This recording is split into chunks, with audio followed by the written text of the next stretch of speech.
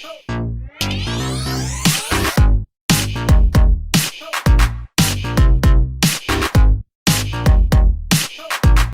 hal kecil ya.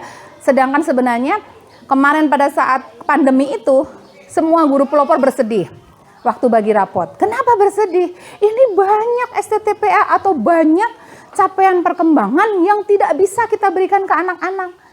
Coba ya Allah, apalagi orang tua. Bunda selama 3 tahun sekolah di pelopor tidak ikut camping, kan? Itu satu.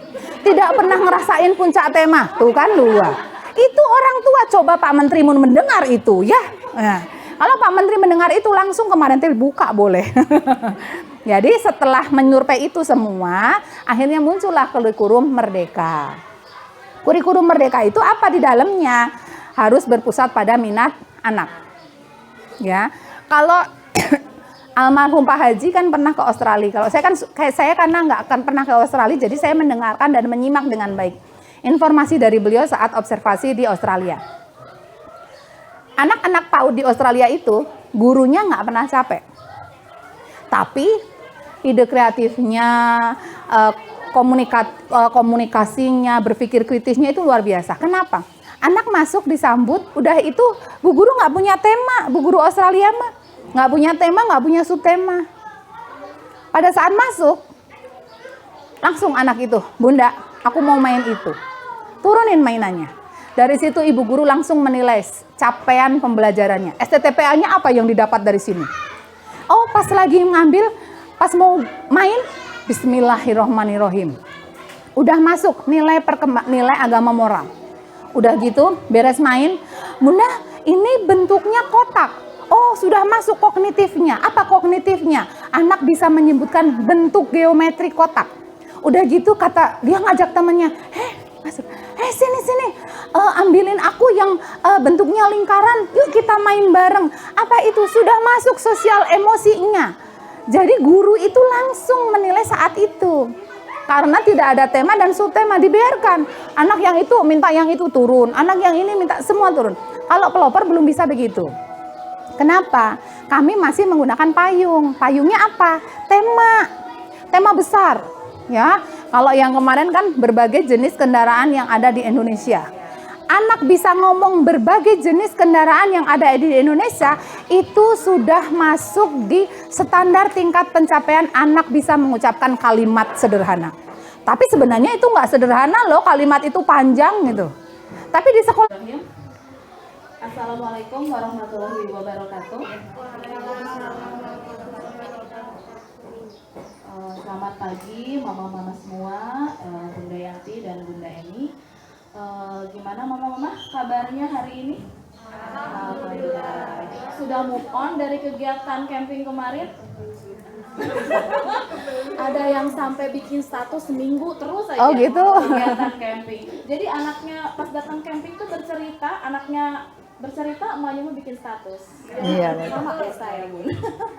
Alhamdulillah ya, itu artinya anak-anak kita sangat menikmati kegiatan kemarin, sangat interest gitu ya. Mereka termasuk mamahnya juga ada yang kabita pengen camping, cina mamah Tio. Ya alhamdulillah mama-mama kita semua di sini dalam keadaan sehat walafiat bisa berkumpul kembali ya dalam acara parenting kali ini. Mudah-mudahan nanti mama-mama yang lain juga bisa menyusul ya ikut bergabung bersama kita.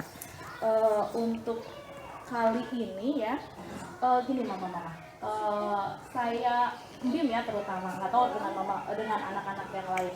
Kalau pulang sekolah suka bilang gini, kalau saya tanya Bim tadi belajar apa? Dia bukan bilang belajar, tapi bilangnya apa mami, dia bukan belajar, bermain katanya gitu.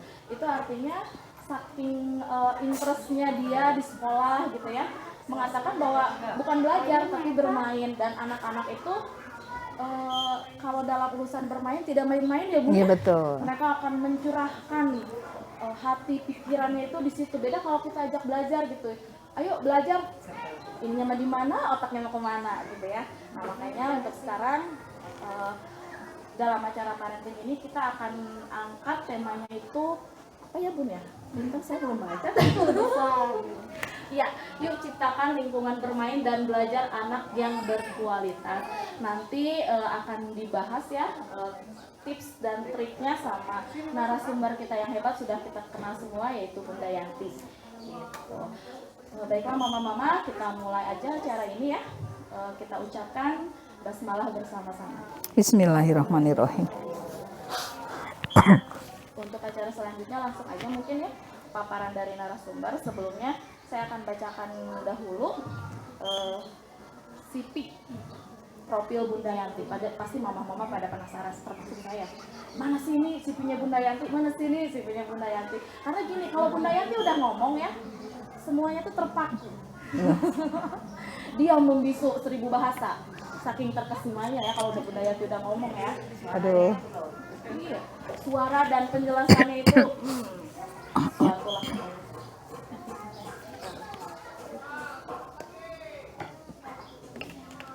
Nama lengkap Wijayanti Pramukusuma SPD. Tempat tanggal lahirnya Surakarta 11 Februari 1980. Sangat muda ya, sudah seperti ini. Alamatnya Ranca Ekek Permai 2, Blok A4 nomor 43. Status sudah memiliki 2 anak ya Bun ya. Pendidikan S1 PG PAUD. Kemudian pengalaman bekerja, berorganisasi. Ketua IG TKI Kecamatan Ranca Ekek dari tahun 2009 sampai 2014. Kemudian Kepala TK Alam Propor 2005 sampai 2019. Quality Assurance dari 2019 sampai sekarang. Kemudian ini apa Bun? Wakasek. Wakasek kelas atas tahun 2021 sampai sekarang. Sekarang banyak juga nih Bunda Yanti ini. Ketua gugus 9 Kecamatan Ranca Ekek 2014 sampai sekarang juga ini. Terus pemateri PAUD sejak tahun 2010 sampai sekarang. Sibuk sekali berarti sesuatu ya. Oke lah mama-mama, langsung saja silakan kepada narasumber Bunda Yanti untuk menyampaikan paparannya. Terima kasih. Siap.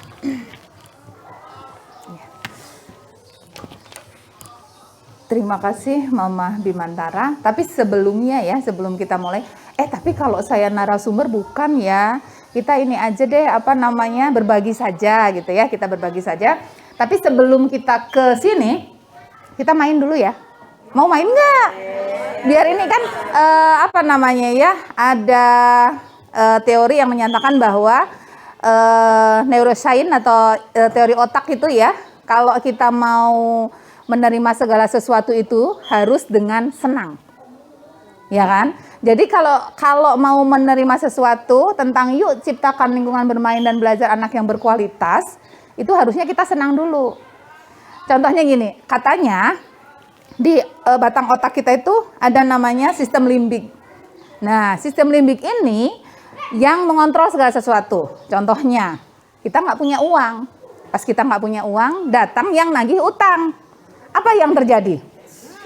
Menolak kan? Menolak luar biasa. Jadi waduh, ini nggak punya uang, ini beda dengan kalau ternyata ada yang nagih utang, duit kita udah siap. Ya kan? Kita akan senang-senang. Contohnya lagi untuk anak-anak usia dini. Pada saat mau belajar membaca. Pada saat belajar membaca ini biasanya anak usia PAUD dia belum siap. Nah, sama mamanya, "Dedek, lagi main ini anak-anak, lagi main. Dedek sini pulang dulu ya." Kenapa Mama? Hayo kita belajar baca. Kira-kira sistem limbiknya menolak atau menerima? Menolak. Wajar berarti kalau pas diajarin Dek, ini huruf A. B ketemu A itu ba. Dan itu akhirnya yang terjadi adalah mamahnya marah. Karena apa? Penolakan terlebih dahulu. Karena tidak dibangun dulu kebahagiaan. Makanya dari teori itu, saya akan buat mamah-mamahnya senang dulu, ya. Ya kita berdiri. Ada lagunya tentang palu, ya. Kita mau pukul palu, ya. Siap. Lagunya gini. Suaranya nggak bagus, nggak apa-apa ya. Nggak apa-apa. Lagunya sambil gerakannya gini. Ada satu palu, palu, palu. Tambah satu palu menjadi dua. Tambah jadi dua. Ada dua palu, palu, palu, palu. Tambah satu palu menjadi tiga. Jadi nanti kaki, tangan, kepala ya. Semuanya gerak ya. Nah, nanti kalau sudah 5-5-nya dikurang, palunya dikurang. Jangan terus nambah, nanti mau mana lagi yang digerakin, kan bingung. Siap ya? Kita nyanyi dulu ya, mulai. 1, 2, 3. Ada 1 palu, palu, palu, tambah 1 palu menjadi 2. Tambah 2. Ada 2 palu, palu, tambah 1 palu jadi 3. 3. Ada 3 palu, palu, palu, palu, palu menjadi 4. 4. Ada 4 palu, palu, palu, palu, tambah 1 palu menjadi 5 kepala. Ada 5 palu, palu, palu, tambah atau kurang? Kurang ya? Kurang 1 palu menjadi 4. Kepalanya diam. Ada 4 palu, kurang 1 palu menjadi 3. 3. Ada 3 palu, kurang 1 palu menjadi 2. Ada 2 palu, kurang 1 palu menjadi 1. Ada 1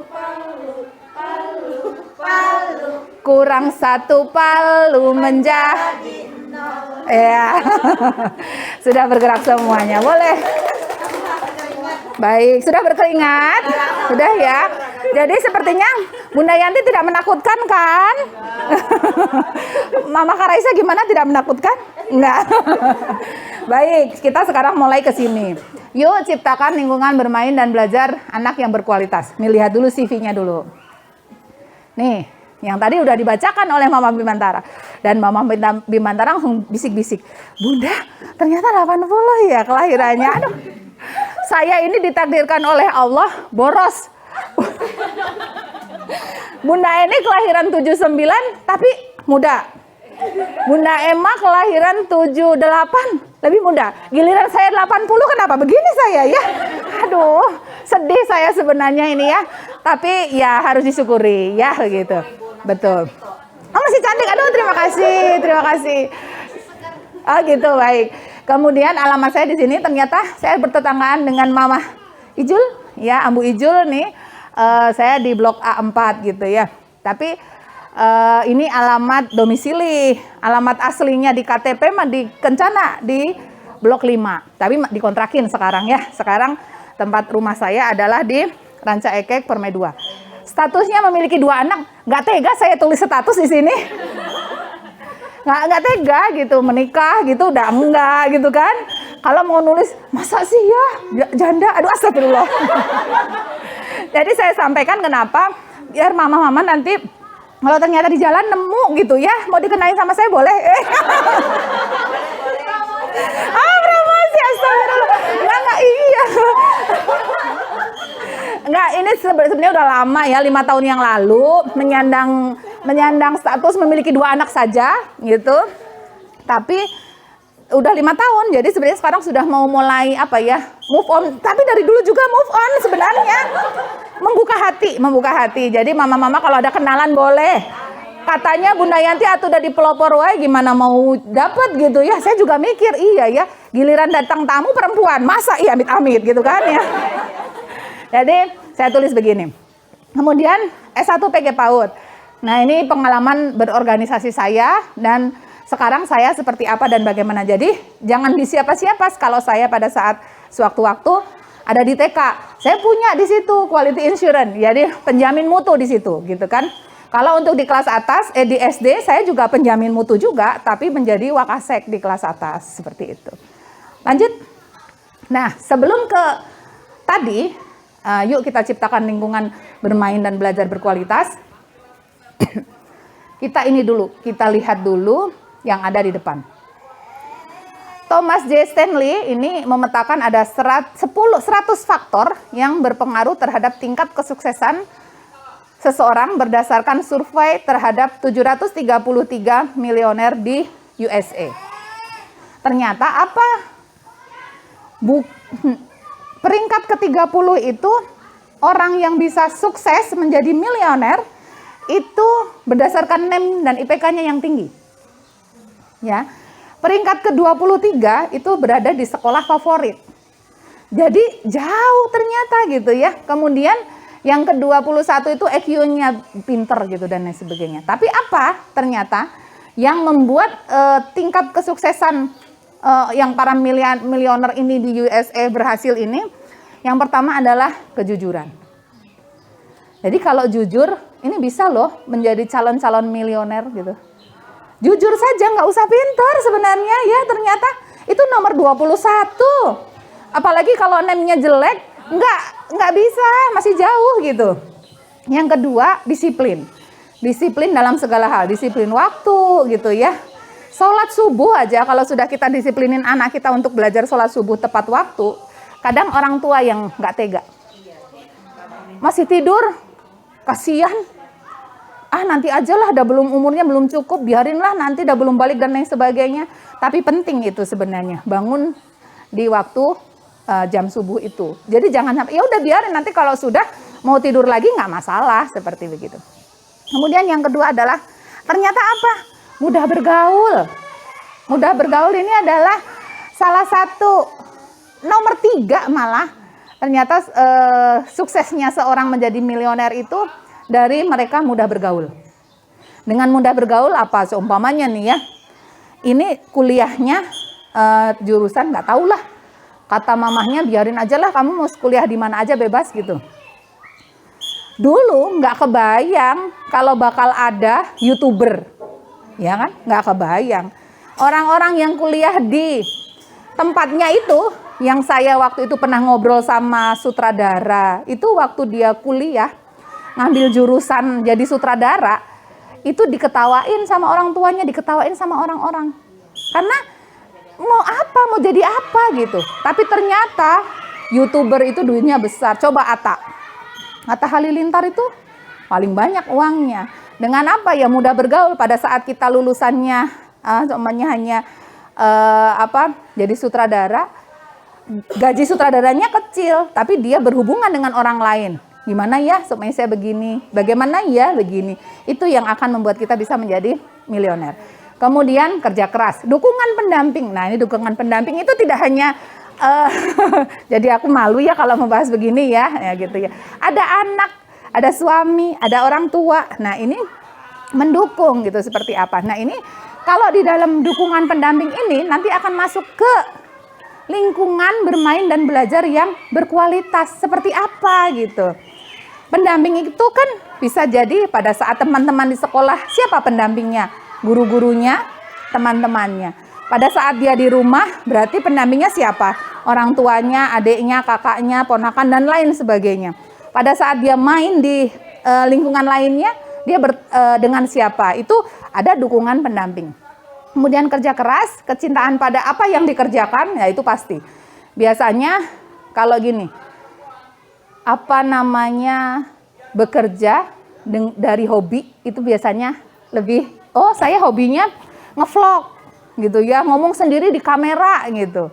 Itu lebih nah begitu. Jadi tidak ada paksaan ya, tidak ada paksaan. Kemudian kepemimpinan, kepribadian dan kompetitif. Nah, kalau kepemimpinan ini biasanya diarahkannya itu biasanya anak-anak pada saat sekolah itu biasanya ikut organisasi-organisasi. Pramuka, rata-rata orang pramuka itu luar biasa loh kalau sudah survive di alam, di kenyataan hidup gitu ya.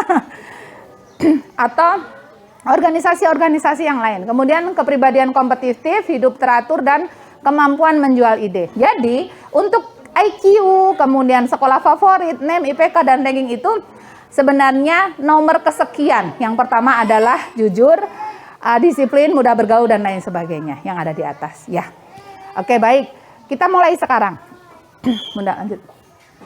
Nah, tapi sebelum ke latar belakang,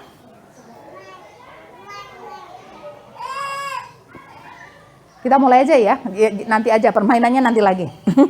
Permainannya nanti lagi, masih ada beberapa permainan. Yang pertama adalah kualitas lingkungan bermain dan belajar. Salah satu elemen penting pendidikan berkualitas. Kalau menurut teorinya itu adalah teori Ki Hajar Dewantara. Sebenarnya teori Ki Hajar Dewantara itu sudah lama banget dan selalu dipakai. Ada tentang keteladanan, itu adalah teorinya Ki Hajar Dewantara. Kemudian taman siswa itu adalah teorinya Ki Hajar Dewantara yang sampai hari ini masih kita pakai. Kemudian berhamba pada anak, maksudnya dalam tanda kutip ya, berhamba itu apa? Berpusat pada anak. Itu juga teorinya Ki Hajar Dewantara. Makanya Ki Hajar Dewantara itu disebutnya adalah Bapak Pendidikan Indonesia. Karena teori-teorinya beliau itu semuanya kita lakukan atau kita gunakan untuk kemajuan pendidikan di Indonesia. Kemudian latar belakangnya yang lain adalah belum semua anak memiliki lingkungan bermain dan belajar yang berkualitas. Yuk kita lihat dulu apa saja sih lingkungan bermain dan belajar yang berkualitas. Nah, komitmen mengembangkan lingkungan berkualitas, lingkungan yang bermutu, dan lingkungan yang holistik integratif ini akan membantu orang tua memberikan layanan terhadap tumbuh kembang anak didiknya, anaknya ya. Contohnya gini, Mama saya mau nanya nih kira-kira, kan lingkungan kata Ki Hajar Dewantara ada trisentra pendidikan. Trisentra pendidikan itu ada pendidikan di sekolah, di rumah, dan yang terakhir adalah keluarga. Coba di mana pendidikan yang paling yang paling mengena ke anak, atau yang gini, yang apa sih gitu ya, namanya ada lingkungan sekolah, ada lingkungan rumah, ada lingkungan bermain. Lingkungan mana yang mempengaruhi kehidupan anak kira-kira? Lingkungan rumah? Ada lagi? Ada lingkungan rumah, lingkungan sekolah, kemudian satu lagi adalah lingkungan sekolah itu yang mempengaruhi anak, perkembangan anak itu di mana kira-kira? Jam berapa banyak dia? Betul.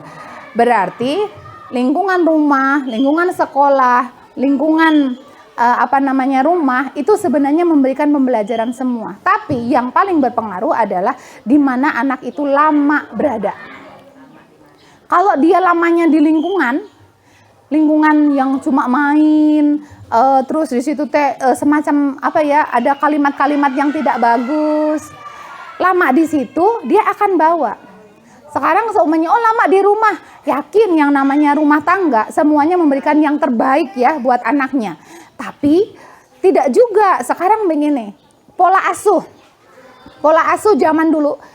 Kalau pola asuh otoriter, permisif, itu cocok digunakan untuk orang tua zaman dulu. Anak-anak yang kelahiran tahun 70 itu cocok dikasih pola asuh yang itu. Karena apa? Panutannya hanya satu, orang tua saja. Tapi kalau yang sekarang, kalau pola asuh itu dipakai, itu udah nggak cocok. Karena tempat belajar anak itu banyak, tidak hanya orang tua panutannya. Bisa dia lihat YouTube. Dikasih tahu sama orang tua, Dek harusnya gini. Enggak mah, aku lihat di YouTube mamanya baik loh, mamanya boleh ini loh. Nah, jadi kita harus menjadi orang tua yang demokratis. Nah, maka dari situ, karena jadi ada beberapa pola asuh yang memang, ini nggak boleh dilakuin nih, udah lama, udah tradisional, udah zaman dulu gitu. Yang sekarang yang bolehnya itu adalah pola yang demokratis seperti itu ya. Jadi kalau lingkungan yang bermutu dan lingkungan yang holistik integratif itu membantu orang tua memberikan layanan terhadap tumbuh kembang anaknya. Yang saya sampaikan yang pertama tadi, apabila anak lama di sekolah dan sekolahnya itu tidak malpraktek, itu akan terjadi perkembangan yang baik. Nanti akan saya ceritain kenapa ini malpraktek gitu ya. Kemudian di rumahnya yang tadi orang tuanya memberikan pola asuh demokratis, itu pasti hasilnya pun, perkembangannya pun anak akan baik. Itu di luar orang tua yang berpisah dan lain sebagainya ya, pasti akan memberikan perkembangan yang baik. Di sekolah pun kalau sekolah itu bagus, maksudnya dalam artian memberikan pelayanan yang terbaik buat anak-anak, di mana anak itu tinggal atau lama berada, itulah yang memberikan efek perkembangan atau pendidikan buat anak ya. Jadi tidak selalu yang namanya seumpamanya nih, kita main di lingkungan, anak main di lingkungan sekolah, di lingkungan luar rumah kita. Kalau lingkungan yang saya ceritakan pertama tadi, itu pasti anak tidak akan baik. Tapi seumpamanya ternyata anak itu berada di lingkungan rumah atau berada di luar lingkungan sekolah dengan contohnya, oh dia ada di majelis taklim, menjadi ketua karang taruna, atau menjadi pemuda masjid, itu juga bagus. Ya, jadi kita juga nggak bisa, oh bahwa kalau selalu di luar sekolah, di luar rumah itu pasti jelek, nggak juga. Ya, kalau ternyata lingkungan bergaulnya adalah pemuda masjid, anak ikut karang taruna dan lain sebagainya, itu juga akan berpengaruh bahwa anak akan menjadi baik, gitu ya, seperti itu. Kita lanjut, Bunda.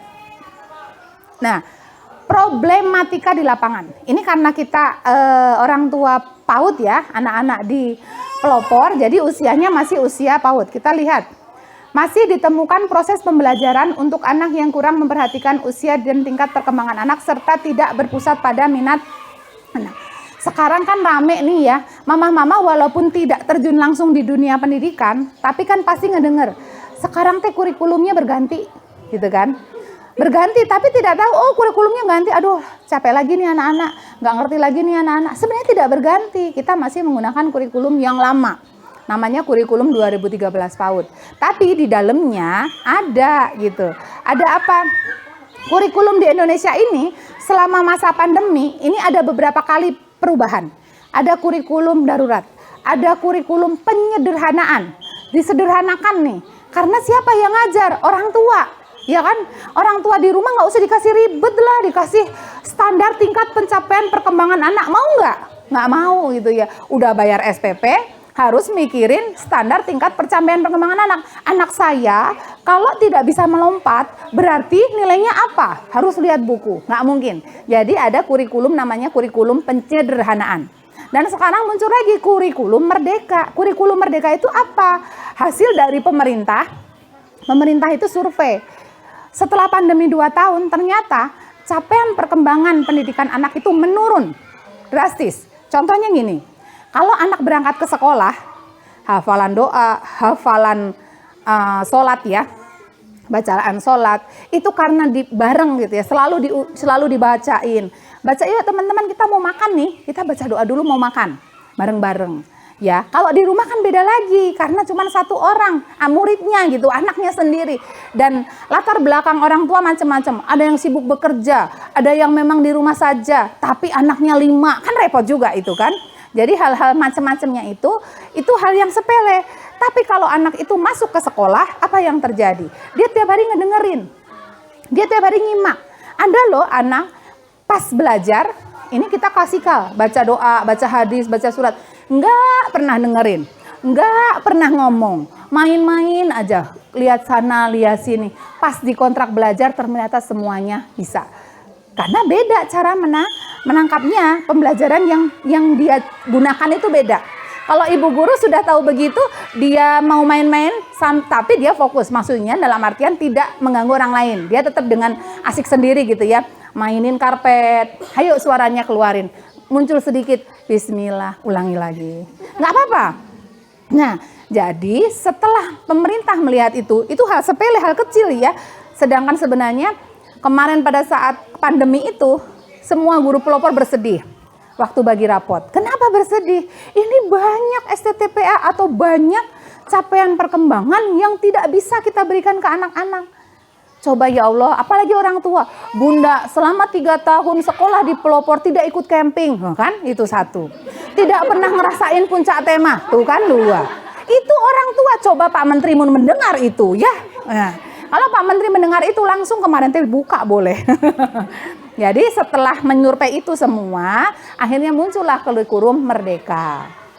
Kurikulum merdeka itu apa di dalamnya? Harus berpusat pada minat anak. Ya. Kalau almarhum Pak Haji kan pernah ke Australia. Kalau saya karena nggak akan pernah ke Australia, jadi saya mendengarkan dan menyimak dengan baik informasi dari beliau saat observasi di Australia. Anak-anak PAUD di Australia itu gurunya nggak pernah capek, tapi ide kreatifnya, komunikasinya, berpikir kritisnya itu luar biasa. Kenapa? Anak masuk disambut, udah itu bu guru nggak punya tema, bu guru Australia mah nggak punya tema, nggak punya subtema. Pada saat masuk, langsung anak itu, bunda, aku mau main itu. Turunin mainannya. Dari situ ibu guru langsung menilai capaian pembelajarannya. STTPA-nya apa yang didapat dari sini? Oh, pas lagi ngambil, pas mau main, bismillahirrohmanirrohim. Udah masuk nilai agama moral. Udah gitu, beres main, bunda, ini bentuknya kotak. Oh, sudah masuk kognitifnya. Apa kognitifnya? Anak bisa menyebutkan bentuk geometri kotak. Udah gitu kata dia ngajak temannya, masuk, sini, ambilin aku yang bentuknya lingkaran, yuk kita main bareng. Apa itu? Sudah masuk sosial emosinya. Jadi guru itu langsung menilai saat itu. Karena tidak ada tema dan subtema, dibiarkan. Anak yang itu minta yang itu turun, anak yang ini minta semua turun. Kalau pelopor belum bisa begitu. Kenapa? Kami masih menggunakan payung. Payungnya apa? Tema besar. Ya, kalau yang kemarin kan berbagai jenis kendaraan yang ada di Indonesia. Anak bisa ngomong berbagai jenis kendaraan yang ada di Indonesia, itu sudah masuk di standar tingkat pencapaian anak bisa mengucapkan kalimat sederhana. Tapi sebenarnya itu nggak sederhana loh, kalimat itu panjang gitu. Tapi di sekolah orang lain, gimana ya cara implementasinya? Gimana ya cara ngajarin anak bisa ngomong panjang gitu? Pasti diajarin sama gurunya, yuk teman-teman kita baca ya, dengerin kata bunda, saya pergi ke pasar. Jadi semua didikte. Kalau pelopor enggak, pelopor sudah tahu. Yuk, tema kita tema kita bulan ini apa? Berbagai jenis kendaraan yang ada di Indonesia. Nah, kita selalu ada temanya. Kemudian kita juga punya sub-sub tema. Contohnya yang sekarang aja bijak menggunakan alat media informasi. Ibu guru yang terpikir di kepala ibu guru hanya HP, kemudian TV, radio, komputer, yang begitu-begitu ya. Ternyata tidak kita pikirkan di kelas berapa gitu, yang sekarang di sentra memasak. Bunda, media informasi itu buku bun? Oh iya bener. Tapi dari buku apa yang didapat di sentra memasak? Buku resep bunda. Waduh, bener ini anak-anak. Padahal 12 guru nggak ada yang kepikiran buku resep. Kenapa bisa begitu? Tolong ceritakan. Iya, mama aku kalau mau lebaran, ya bun, itu selalu buka buku resep, terus bikin kue lebaran. Sebentar lagi mau masak itu bun. Oh iya. Kan sumber informasi itu dari buku. Buku tidak semua anak suka buku, tidak semua anak suka baca. Tapi setelah dia dikasih tahu ada buku resep, apa yang terjadi? Buku disiapin sama gurunya, ada anak seneng. Oh, yang namanya buku resepnya kayak gini ya. Nggak tahu. Suatu saat mungkin ada yang seperti Chef Juna, Chef Arnold, kan nggak tahu ya. Masuk TV duitnya banyak, kan nggak tahu juga. Dengan gara-gara belajar buku resep, kan? Ya seperti itu. Jadi kenapa ada payung? Biar pembelajarannya nggak kemana-mana. Itu kalau di pelopor ya. Kemudian kalau zaman dulu, jadi bedanya kurikulum Merdeka dengan kurikulum yang zaman dulu adalah satu. Contohnya gini, kalau dulu setelah guru membuat tema dan subtema, ibu guru tuh puyeng. Kadang lagi di WC aja ya, dapat kegiatannya gini, semuanya di sentra pembangunan, subtemanya adalah kuda. Bu guru tuh di WC sok pikir, apa ya pelajaran untuk anak apa ya? Bingung. Oh, keluar dari WC, oh ada inspirasi katanya. Bikin kandang kuda. Dicatat itu sama guru. Terus aduh alat-alatnya apa aja ya? Balok, kardus dan lain sebagainya. Siapa yang bingung? Guru. Guru mikir. Guru harus mencari gitu ya, mencari apa saja yang yang harus disiapkan. Kalau kurikulum Merdeka itu beda. Kita hanya nyodorin tema besar, kemudian sepakat dengan anak-anak mau tema yang mana bebas. Nanti sepakatnya ternyata temanya sepeda, umpamanya. Terus kegiatannya nggak usah guru yang mikirin. Kalau guru yang mikirin gini, aduh bunda di sekolah harus beli sepeda ya, nah temanya sepeda gitu. Kan mikirnya begitu di awal. Karena ini kurikulumnya yang dulu. Kalau kurikulum yang sekarang, Bunda, kegiatannya ini aja Bunda, main sepeda. Oh iya, terus gimana dong? Bunda bawa dari rumah. Alhamdulillah kan, nggak usah ngeluarin duit guru tuh kan. Jadi anak-anak bawa sepeda dan alhamdulillahnya orang tua itu bekerja sama. Walaupun rumahnya jauh, anak naik sepeda, gitu kan ya, naik sepeda atau sepedanya dibawa di mobil dan lain sebagainya. Nah, itu yang membedakan. Kalau zaman dulu kita sibuk mikirin kegiatan, memikirin alat mainnya gitu. Tapi kalau yang sekarang itu tidak. Jadi gimana dengan anak-anak? Anak maunya apa?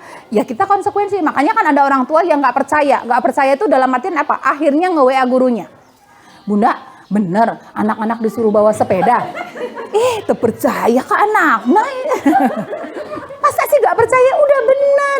Ini kalau di STTPA, standar tingkat pencapaian perkembangan anak yang bisa menyampaikan informasi itu nilainya ya adalah gini.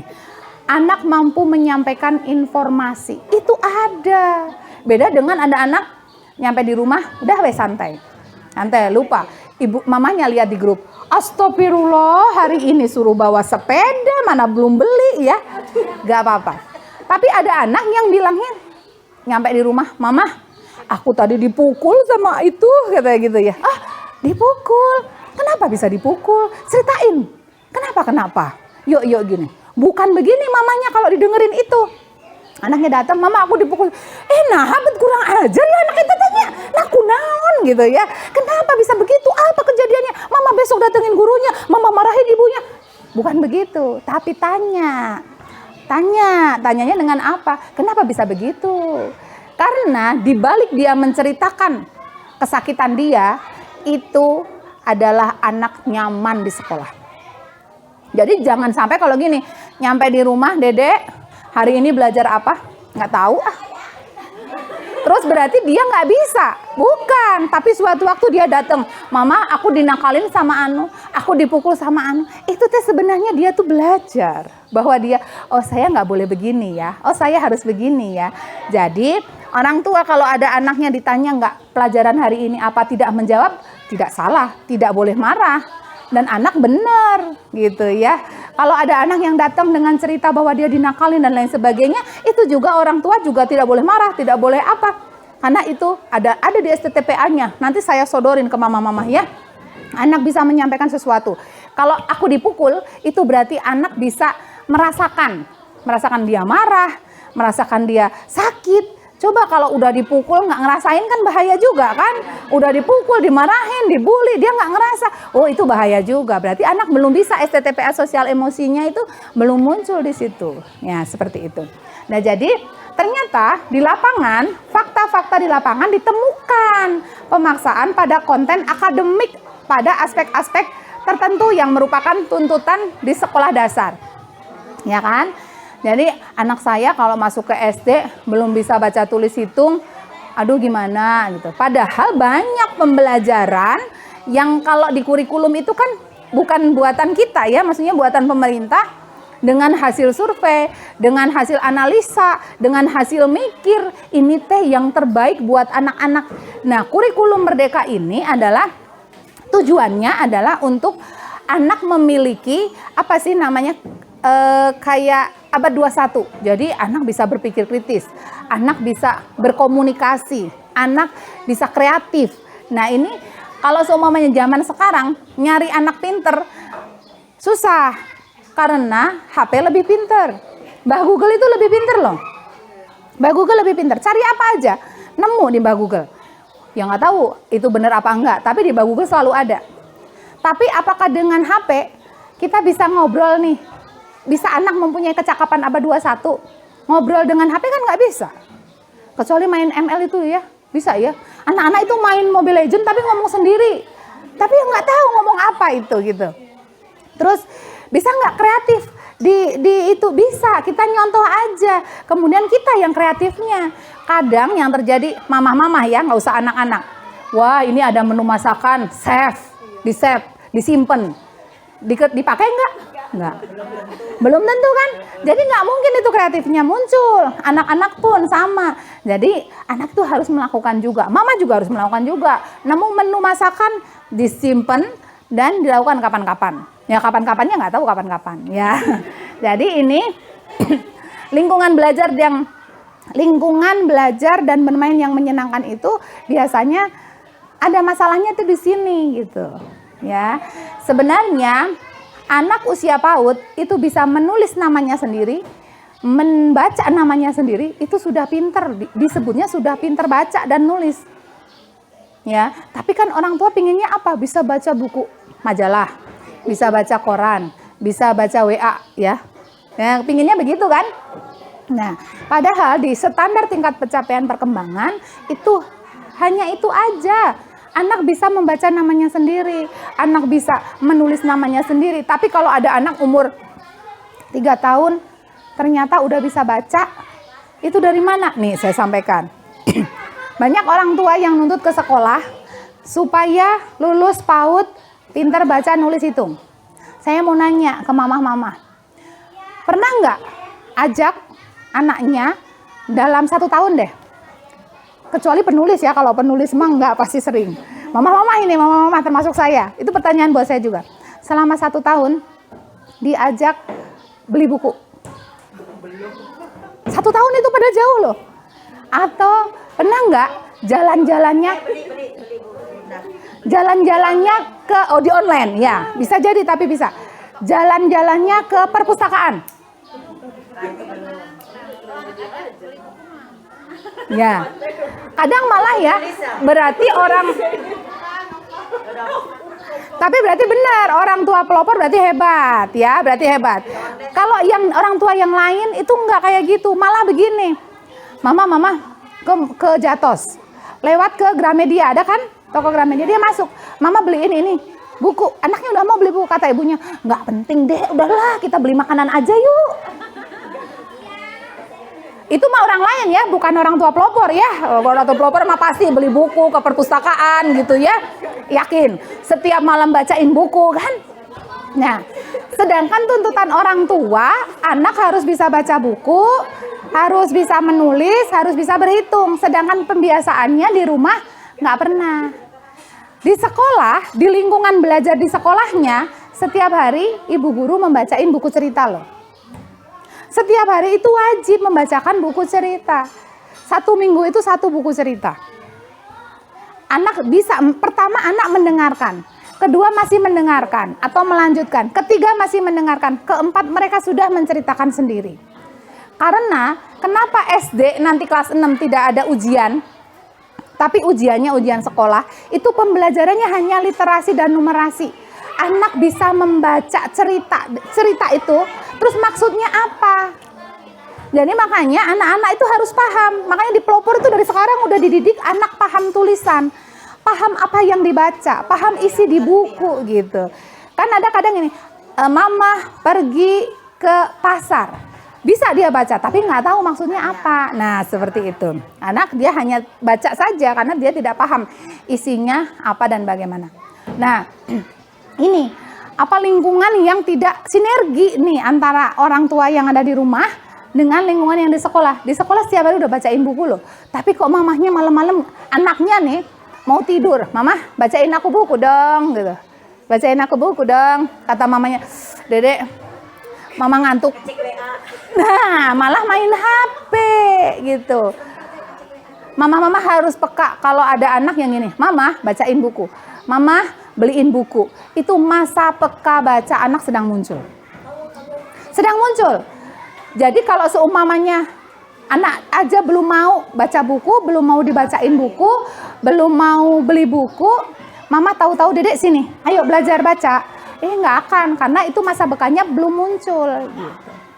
Tapi di pelopor, selain membacakan buku cerita, ada membacakan papan, ada membacakan kemudian menulis kosakata gitu ya, membacakan kosakata dan lain sebagainya.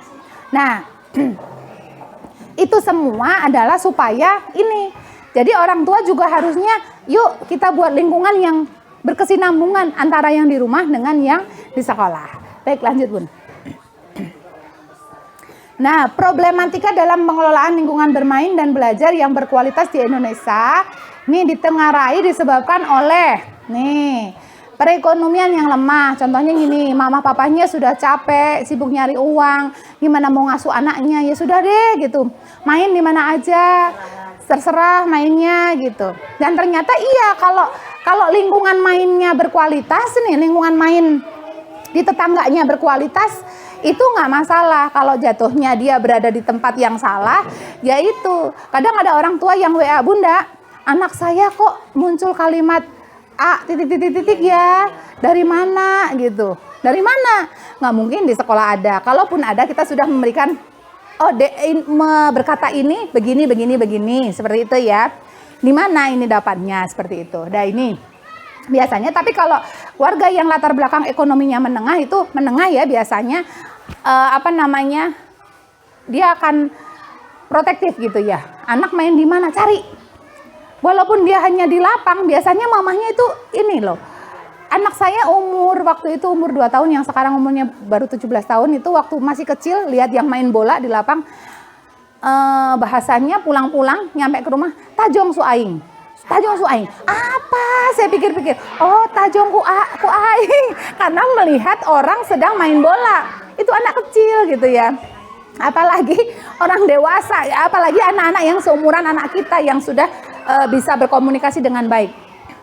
Kemudian kualitas pengasuhan yang masih rendah. Jadi benar, alhamdulillah mama ini ada di PAUD Alam Pelopor. Kan setiap 1 bulan sekali ada parenting ya.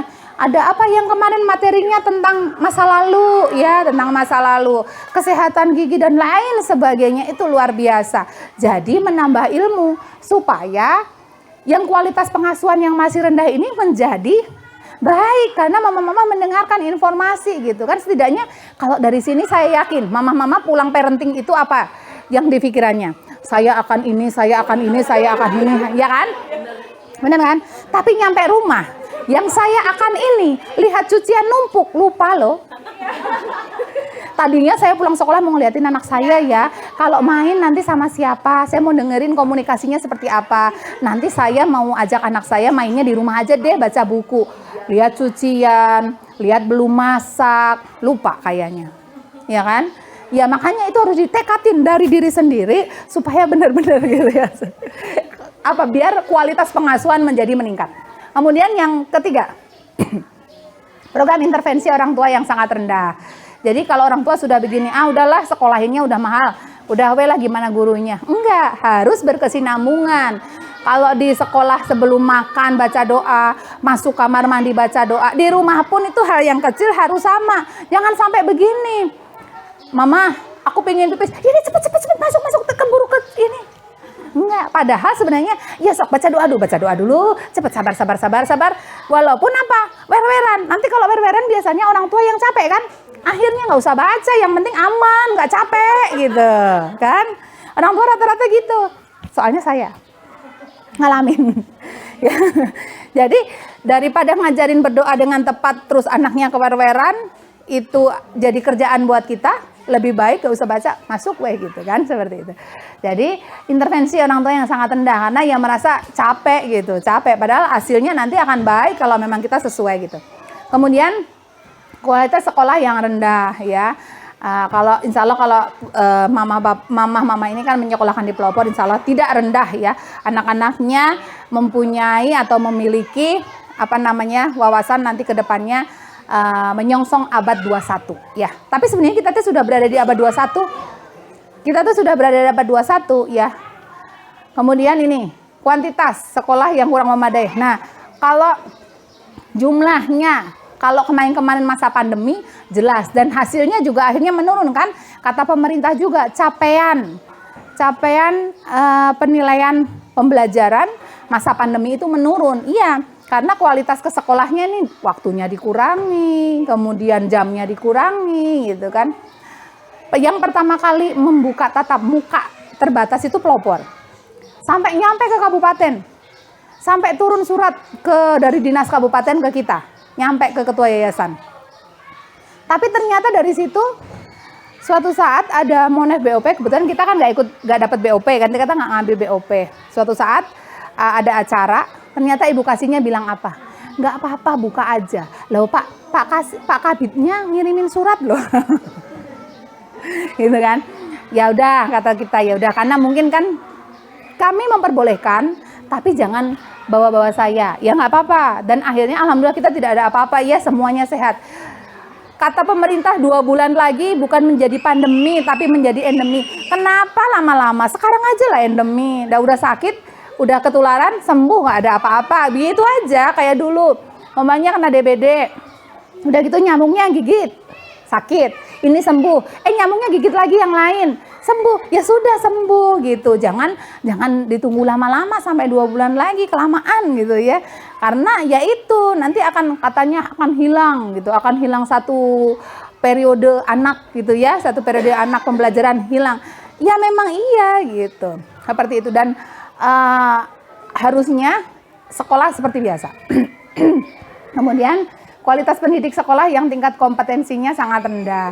Kalau di pelopor enggak ya, mama-mama sudah tepat sekolah di kami karena ibu gurunya itu semuanya keren-keren. Maksudnya melek IT ya, terus kreatif semuanya, pinter semuanya gitu ya. Termasuk SD. Ada Bunda Yanti di situ. Mana tadi quality insurance di situ, penjamin mutu di situ. Wah, ada Bunda Yanti ya. Jadi jangan khawatir. Nah, makasih Bunda Ibu. Naik. Nah, apa yang dimaksud dengan lingkungan yang berkualitas? Lingkungan yang berkualitas adalah lingkungan di mana anak lama tinggal. Betul tadi kata Mama Mama Mahira. Di mana anak lama tinggal yang memiliki lingkungan bermain dan belajar yang aman, nyaman, dan mampu memfasilitasi anak agar berkembang dengan utuh. Lingkungan yang berkualitas ditentukan oleh keamanan dan kenyamanan bagi anak. Tapi ya tadi ada intervensi dari orang tua, ada latar belakang orang tua yang memang peduli sama anak gitu, itu akan menunjang ke sini aman dan nyamannya itu. Anak aman dan nyaman di lingkungan yang dia datengin. Contohnya, yang ada bahasa-bahasa kancing coplok, itu dia nyaman karena dia tidak tahu bahwa itu teh salah gitu. Orang tua yang harus masuk ke dalamnya. Oh, kok kalimatnya begini ya? Oh, kok ngobrolnya begini ya? Orang tua yang ngasih intervensi karena dijamin dimanapun anak berada dia merasa nyaman gitu. Mau di lingkungan baik, mau di lingkungan buruk pasti nyaman. Cuman nanti hasilnya kalau di lingkungan baik seperti apa, di lingkungan buruk seperti apa. Lanjut. Nah, kalau sekarang ini, slide yang ini menerangkan tentang PAUD pelopor ya. Kualitas proses pembelajaran yang baik memastikan terjadinya stimulasi yang mampu meningkatkan perkembangan anak pada 6 aspek perkembangan yang ada di rapot. Ada nilai agama moral, sosial emosi, motorik kasar, motorik halus, dan lain sebagainya.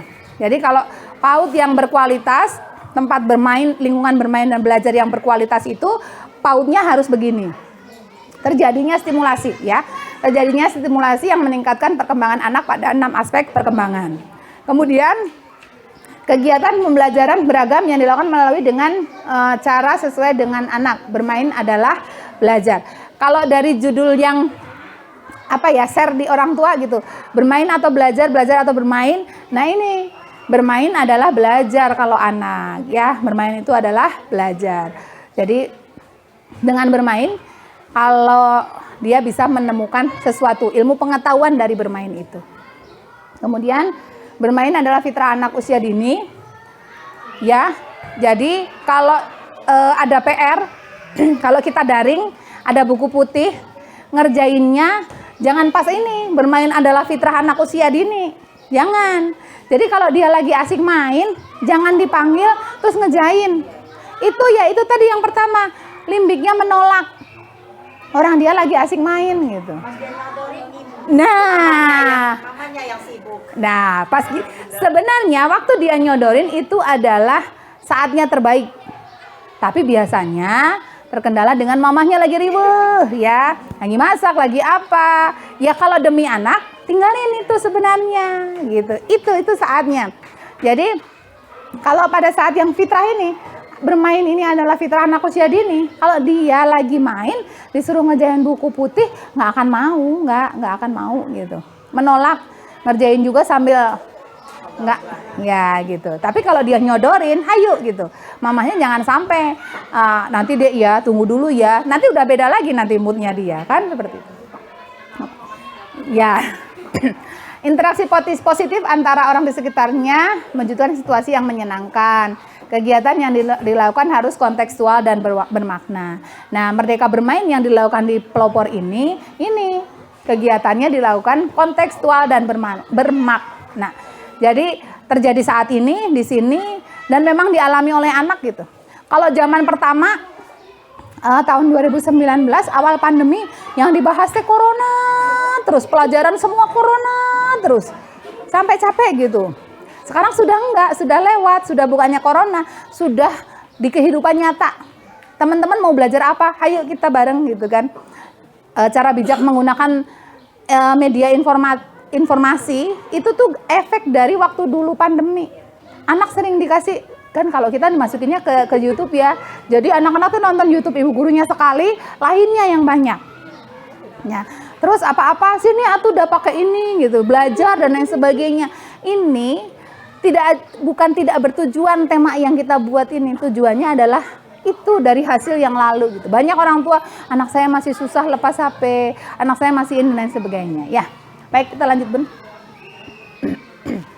Terus Bun.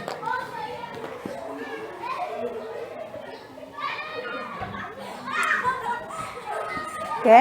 7 elemen kunci lingkungan bermain dan belajar yang berkualitas. Kalau ini udah kembali ke pelopor ya, ke sekolah alam pelopornya sendiri. Kualitas lingkungan dan alat pembelajarannya. Makanya kemarin kan alat pembelajarannya kita minta ke orang tua kalau ada nih alat elektronik bekas, jadinya TV ini udah nggak bisa dibenerin, udah rusak, biasanya kan mau dibuang lebar gitu ya, dibenerin udah nggak bisa, bawa ke kami gitu ya, tapi tidak ada ini, nggak ada timbal balik gitu, pokoknya kasih aja ke sini gitu ya. Oh dihibahkan. Penada. Nanti kalau mama-mama angkatan ini lulus, saya jualan rongsok. Terus interaksi guru dan anak ya, alhamdulillah nih. Saya lihat status, lihat testimoni orang tua bilang kalau guru pelopor teh lemah lembut gitu ya. Ya alhamdulillah, terima kasih, berarti interaksi guru dan anaknya sudah baik ya.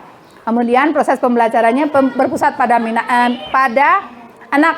Saya pastikan pembelajaran di pelopor dengan kurikulum Merdeka ini berpusat pada minat anak, tidak ada pada minat guru. Kalau minat guru yang di awal tadi, yang 2000 dulu, yang tahun dulu, apa-apa dikerjain sama kita, dipikirin sama kita. Ada loh anak, Bunda aku nggak mau di sana, aku bosen, aku nggak mau main itu. Tapi karena sudah disiapkan, anak kepaksa kan. Walaupun dia nggak mau, padahal di hatinya dia sudah mengungkapkan bahwa saya tidak mau main di situ. Tapi beda dengan berpusat pada minat anak. Kita siapkan mainannya, kita siapkan bersama anak-anak, sama anak-anak menyiapkannya dan lain sebagainya, baru. Kemudian keterlibatan keluarga dan masyarakat. Alhamdulillah ya, anak-anak pelopor ini semuanya anak-anak yang nanti bisa menyongsong abad 21. Sudah berkolaborasi dengan siapa aja. Pusdatin ya, kita syuting ya. Kemudian syuting itu levelnya udah paling tinggi. Yang rendahnya adalah Mang Odong-Odong ya kemarin. Anak-anak tuh santun, berkata-kata dengan Mang Odong-Odong. Padahal Mang Odong-Odongnya tatoan. Ya, saya pas ngeliatnya, aduh Mang Odong-Odongnya kenapa nggak pakai baju panjang ya gitu. Ternyata udahnya, Bunda, Mang itu kenapa ya? Mungkin ada anak yang belum tahu itu tatoan. Badannya digambarin pakai spidol ya Bun. Kalau gitu tuh bagus. Pantesan Kak Ira mau cari penghapus. Oh gitu. Ya hampir sebadan kan gitu. Aduh ya Allah, saya nggak tahu kalau memang begitu gitu ya sudahlah. Tapi ini jadi proses pembelajaran buat anak bahwa ini tuh bukan digambarin pakai spidol, gitu. Tapi ini tidak bagus dan lain sebagainya gitu. Nah, kalau dengan Pusdatin udah jelas itu positif ya, anak bisa berinteraksi dengan orang lain gitu ya, syuting dan lain sebagainya. Kemudian kondisi lingkungan yang inklusif di pelopor ini tidak hanya menerima anak yang reguler saja, anak yang inklusi atau berkebutuhan khusus kami tetap terima. Ya. Oh iya. Tetap ada, tetap kita terima ya, dan ternyata luar biasa nih. Kelas B5 itu kan ada yang sakit ya kakinya ya. Ternyata itu luar biasa loh, luar biasa sekali. Jadi kepedulian teman-temannya. Bunda itu harusnya di depan ya, bareng Afikri. Kita di belakang. Soalnya kalau kita yang di depan, nanti Bunda sama Afikrinya ketinggalan. Itu kan keren. Di awal-awal belum bisa begitu. Di awal-awal gurunya ditinggal, itu udah lari kemana gitu. Sekarang udah nggak begitu. Kadang, bunda mah urusin yang itu aja ya. Aku mau urusin Al-Fikri gitu. Akhirnya mereka ngurusin semua Al-Fikri, gurunya ditinggalkan. Nah, hal-hal seperti itu ini yang kondisi lingkungan yang inklusif ini sebenarnya menjadi pembelajaran buat anak-anak. Jangan malah gini, janganlah anak saya disekolahin sama anak-anak yang begitu, nanti itu nggak bagus gitu. Enggak. Sedangkan sosial emosi, ada kepedulian, ada kerjasama, ada kemandirian, itu masuk di situ semuanya ya. Kemudian pendekatan bermain dalam belajar. Dipastikan kalau di PAUD pelopor bermainnya itu nanti anak akan mendapatkan pengetahuan dari pada saat dia bermain. Kemudian kompetensi pendidik dan tenaga kependidikan. Nah, ini sudah tidak diragukan lagi, 12 guru pelopor semuanya mempunyai kompetensi. Kompetensi ada 4, kompetensi guru PAUD itu ada 4. Ada kompetensi profesional, kompetensi sosial, kemudian kompetensi kepribadian, satu lagi kompetensi pedagogik. Itu semuanya ada. Ya, ada 4 kompetensi yang harus dimiliki guru pelopor dan semuanya dimiliki oleh guru pelopor kami ya. Sosial, kepribadian, pedagogik dan profesional. Lanjut, Bun. Ini masih banyak. Sebelum ke sini kita ini dulu ya.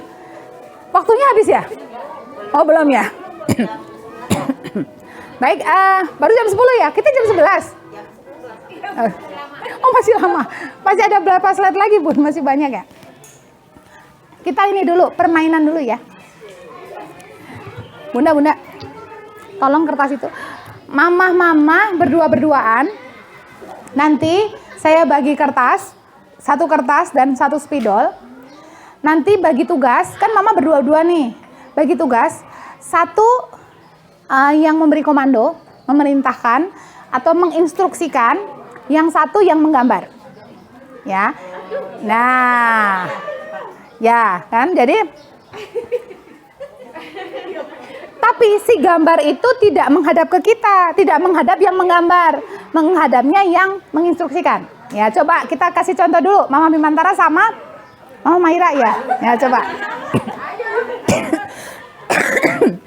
Bun, sok, Bun. Pakai enggak dihukum. Cuman nggak boleh pulang. Pakai kursi aja, duduknya di kursi aja karena menggambar. Nah, di situ. Nah, di sini Mama Bimantara menghadap ke sini. Mama Maira di sana ya. Oke. Berhadapan-hadapan. Oke. Gambarnya apa sih kertasnya dipegangin Mama Bimantara? Ya. Sekarang Mama Bimantara menginstruksikan gambar wajahnya. Jadi gambar wajah. Mama. Sekarang. Iya, ini gambarnya di sebelah sini. Maju tangannya ke sini. Tangannya ke sini. Iya. Begini. Nah, ya, siap. Langsung Aku bilang gambar wajah gitu. Mama Maira gitu. Siap. langsung Ibu. Kayak waktu enggak? Itu gambar wajah. Ada gambar suami.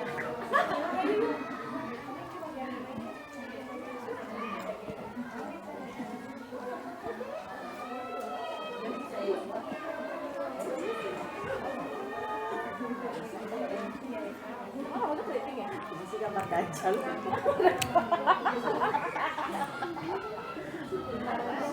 Udah, Bunda. Sudah. Kalau gitu gampang ya ternyata. Karena kan langsung. Nah, sekarang jadi gimana? Mama, nah dibalik. Sok. Nah, gitu. Ya, kalau yang begitu nanti mudah. Yang ngasih coba dibalik itunya. Nah, sok. Sekarang Mama Bimantara yang gambar. Pegangin sama Mama Maira. Mama Maira kasih instruksi. Gambarnya matanya di sini, ininya di sini seperti itu. Tapi di belakang. Nah, Balikin gini. enggak dibalik. Nah, siap. Ya, mulai. Gambar wajah. Gambar wajah juga. Wajah Mama Bimantara. Nah, sok. Terus Isi gambar jeruk purut. kasih tempatnya di mana? Matanya. Mata. Nggak ditunjuk, nggak pegang. Ya di situ, di sini. Nah ya. Nah terus, tapi itu terlalu caang ya. Ya. Terus, apalagi? Transparan ya? Ya siap. Berarti kita cari tempatnya yang biar tidak transparan. Ya. Kelihatan. Berarti menghadapnya gini. Ya, aku balik posisi. Enggak, Mama sebelah. Kursinya di sini. Kursinya. Oh, yang gelap. Ya satu-satu ya cari yang gelap. Ini gini. Coba gelap nggak di situ kalau gitu? Nah gelap ya. Kode wae, Bun. Kode wae lah. Lipat jadi dua. Atau di alas pakai buku kalau ada. Ada. Enggak. Nah ini kayaknya bisa nih sekarang. Ya sok coba. Sok boleh. Ya, enggak transparan kan? Ya bikin. Ya. Terus? Di mana ya? Ya terus. Kelewatan. Terus pasang mata. Ya begitu ya. Kita coba begini ya, berdua ya. Siap. Udah nggak usah dilanjutin, kita mulai aja ya. Siap. Bun bagi-bagi. Bikin mulut aja kagak bisa. Siap. Dilipat.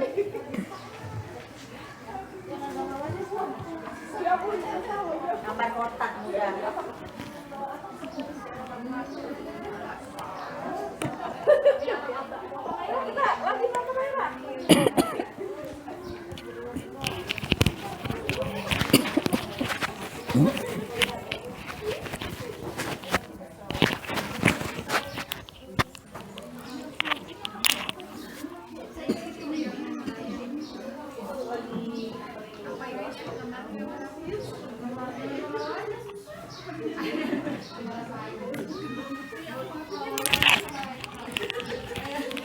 Sudah dapat? Nah ya.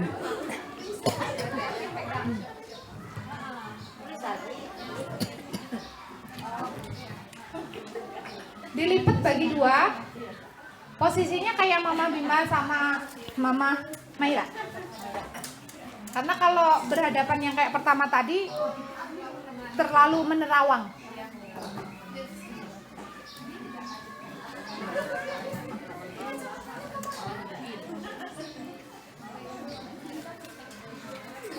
Masih nerawang nggak? Nggak ya?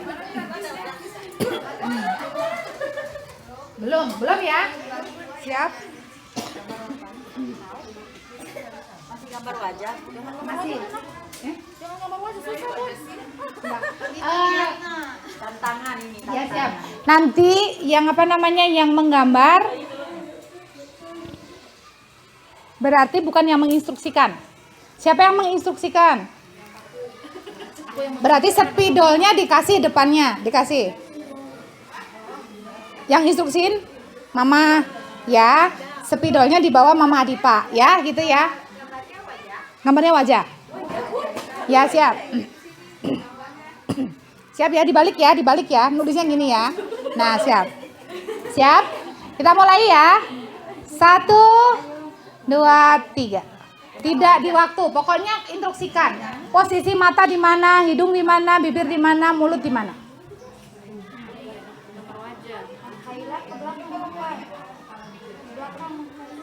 Mama Kaila di belakang. Nah, gitu. Nah. Turun dikit, turun. Mata. Bawah dikit. Bawah dikit. Dah. Ya kemana? Tengah-tengah itu yang matanya. Boleh? Ada titik di tengah. Terus kanan. Maju. Turun. Mama. Boleh mulai. Mulai. Oh, udah beres? Oh. Ya, tunggu. Ya.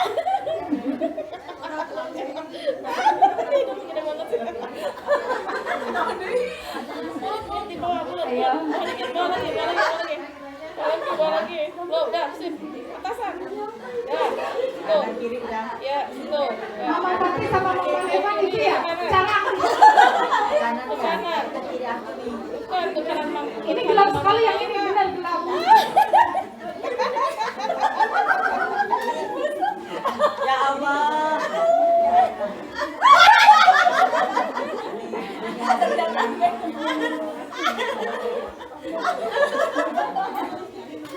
ya. Siap. Bang Elza masih sama. Lihat ya.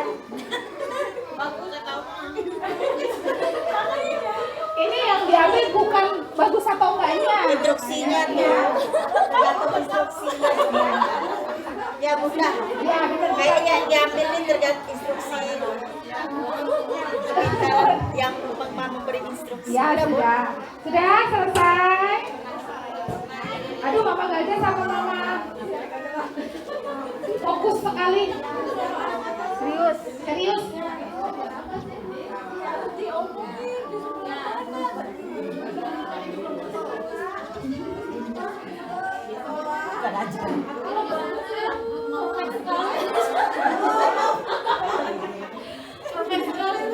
Oh gitu. Sudah, oke, siap. Kembali lagi ke kursi masing-masing ya. Sudah. Nggak akan dinilai, nggak akan dinilai. Kembali lagi.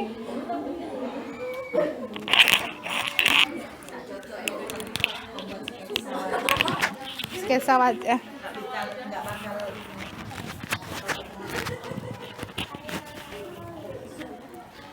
Nah, boleh kembali lagi ke depan. Baik, pesan moral yang diambil dari permainan ini apa kira-kira? Kepercayaan kepada orang lain. Terus mendengarkan instruksi.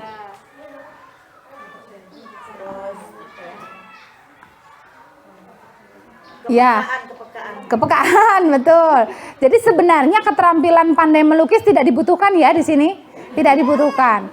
Cuman yang dibutuhkan adalah kepercayaan kepada orang lain. Kemudian apa lagi tadi? Mendengarkan informasi. Terus apa lagi? Udah, cukup itu aja. Ada lagi? Oh, pergunakan hati. Ya, benar.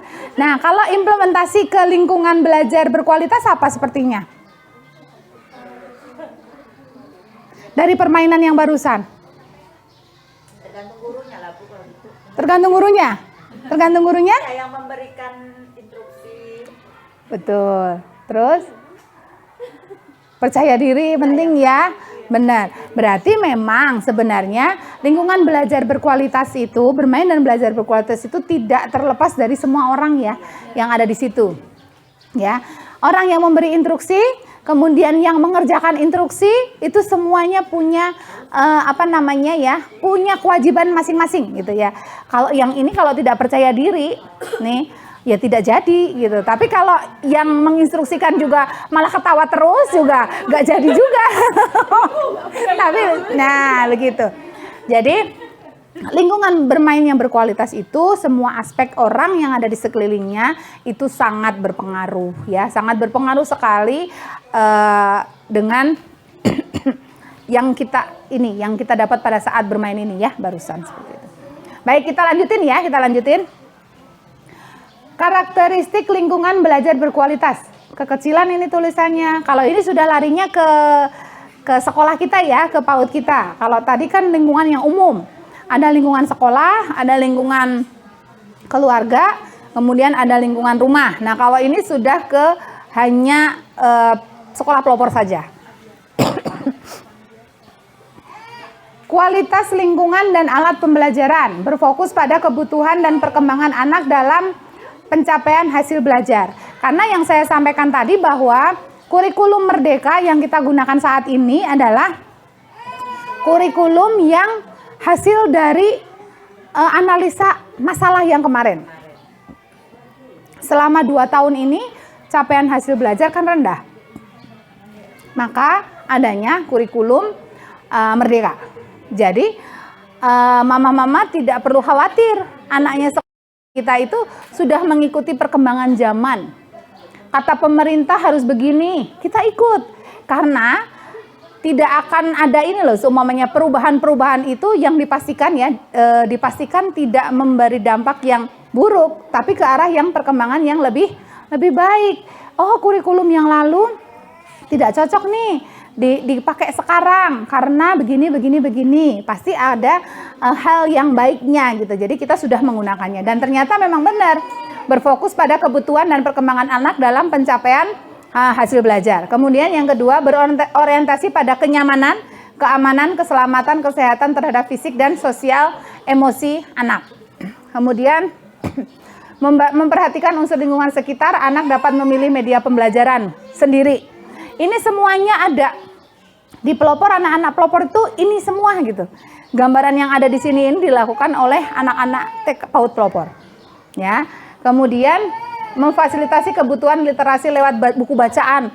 Kita tiap hari baca bukunya, tinggal yang di rumah ya. Yuk bantu dengan sering membacakan buku cerita, sering ajak anak ke perpustakaan. Kemudian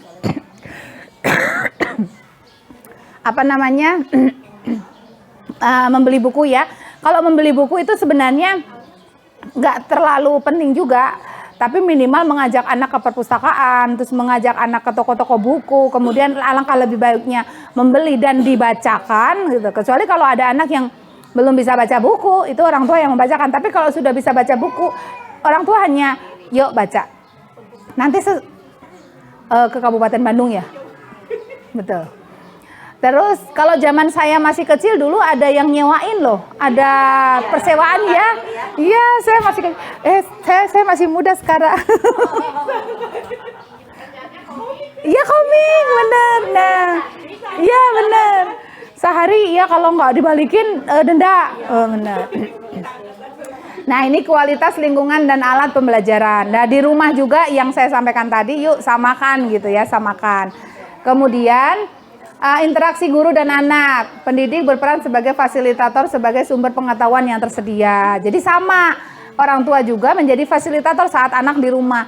Dan untuk anak intervensi, memberikan intervensi ke anak nih. Takutnya anak udah merasa nyaman tapi ternyata salah gitu ya. Guru diberikan kebebasan untuk menentukan rancangan. Nah ini sebenarnya semuanya sudah dilakukan oleh guru PAUD pelopor ya. Ini semuanya sudah. Boleh lanjutkan? Nah ini lanjutannya, ini pemetaan proses pembelajaran pada anak. Nah nanti boleh kok dibaca-baca ya di rumah, karena kalau saya bacakan terus saya ceritakan juga. Tapi ini semua dilakukan oleh sekolah kami gitu ya. Sekolah kami melakukan ini buat memberikan yang terbaik. Yang saya cerita tidak malpraktek. Ya, tidak malpraktek. Tapi biasanya orang tua yang jarang parenting, kalau kita kan sering parenting ya. Ada Ambu Ijul, terus ada siapa nih luar biasa gitu. Kalau orang tua yang jarang parenting itu rata-rata biasanya apa yang beda gitu, beda keinginan dengan pada saat menyekolahkan. Tujuannya beda gitu dengan tujuan semestinya pendidikan anak usia dini. Kan sebenarnya mah menyiapkan anak nanti di usia sekolah dasar, sebenarnya hanya itu saja gitu. Ya, ada yang kejar target, harus bisa baca tulis hitung, nggak apa-apa. Di pelopor ini hanya memberi rangsangan huruf A, B, C sampai Z. Angka 1 sampai 100. Itu ada loh, anak kan bermain meteran. Meteran kan udah ratusan. Itu tapi nggak gini, yuk kita berhitung membilang 1 sampai 100, capek. Tapi anak bermain meteran aja udah ketahuan. 96. Oh udah bisa ini. Oh 110 bunda. Oh tinggiku mah cuma 89 gitu ya. Tinggi bunda berapa? Terus kemarin kejadian ada anak yang umur bunda, kita pura-pura umur bunda Yanti 17 tahun. Umur bunda Hana 15. Oh berarti umur bunda Yanti lebih banyak daripada umur bunda Hana. Ada begitu. Berarti anak sudah mampu, padahal itu belajar membilang sebenarnya kan gitu ya. Jadi orang tua yang sering ikut parenting ini akan terpahamkan gitu ya.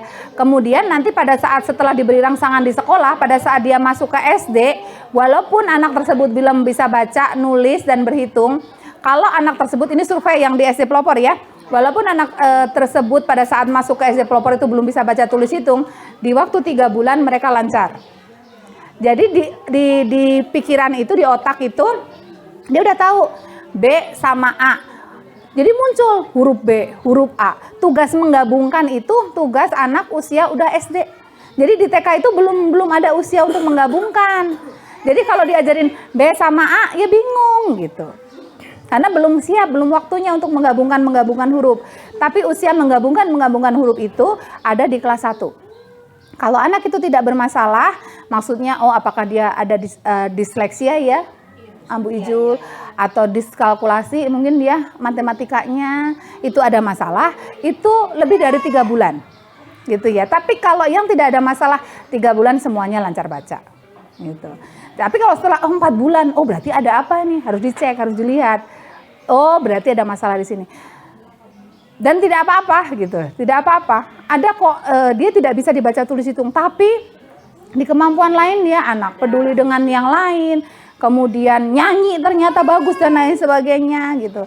Anak saya dua-duanya kelas 2 baru bisa baca, dan itu saya nggak pernah ngajarin baca, tahu-tahu bisa baca. Gitu. Enggak apa-apa, tapi di sini 3 bulan anak yang tidak bermasalah itu pasti lancar baca. Karena memang rangsangan dari TK-nya udah dikasih semua, huruf A sampai Z udah dikasih semua, angka 1 sampai 10 udah dikasih semua. Tapi bukan tugas guru TK kok, bahwa B sama A itu ba, terus anak harus bisa, itu bukan guru TK, bukan tugasnya, tapi tugas guru SD. Bahwa B sama A adalah ba, kalau B, A, C, A, baca, itu kelas 1, guru kelas 1 yang bertugas itu. Kalau di sekolahnya tidak mau disebut guru yang memperkosa hak anak. Ya. Karena nanti kalau seumpamanya mamahnya nyuruh harus bisa baca tulis hitung, ya udah itu berarti kan mamahnya jarang parenting gitu. Jadi kalau udah sering parenting, mamahnya akan tahu bahwa ya nggak apa-apa gitu. Nggak usah anaknya dipelopor, di tempat lain pun sama coba. Jadi 3 bulan itu pasti udah bisa baca. Asal tidak ada masalah yang lain ya.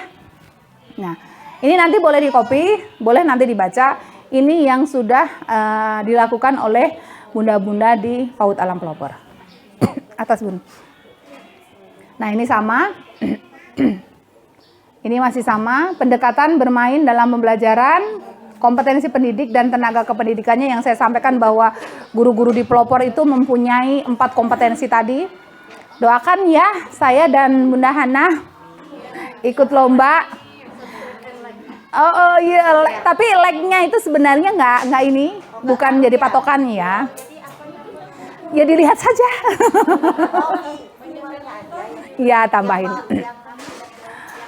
Jadi banyak hal. Ada Ibu Ketua POMG SD Alam Pelopor. Terima kasih atas kedatangannya. Mama ini Ibu Ketua POMG ya, POMG Pusat SD Alam Pelopor. Ada yang kenal? Ada yang kenal? Nggak kenal. Pura-pura nggak kenal aja ya. Mau kesini mau apa undangan ya, undangan benar. Tamu undangan. Seksi dokumen. Tapi udah beres dah, udah jam 10.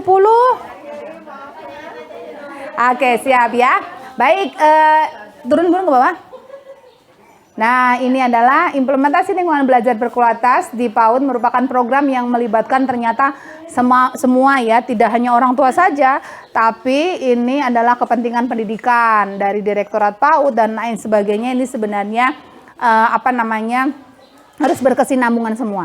Dari yang terkecil tadi, Trisetra Pendidikan dari Ki Hajar Dewantoro, bahwa ada 3 tadi ya, lingkungan luar, sekolah, dan rumah. Kemudian yang besarnya adalah kalau sudah di sekolah ternyata pemangku kebijakannya udah lebih tinggi gitu. Kalau pemangku kebijakan di rumah siapa? Ayah ibunya kan, Ya tadi yang saya sampaikan, intervensi orang tua penting. Bahwa jangan kalau anak sudah main, ya udah, anak mah dimanapun dia main pasti dibilang nyaman. Kalau nggak nyaman pasti dia akan ninggalin.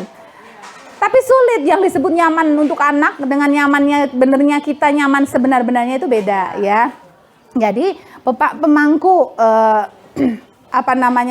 jabatan tertinggi di keluarga adalah orang tua yang lain sebagainya untuk memberikan intervensi.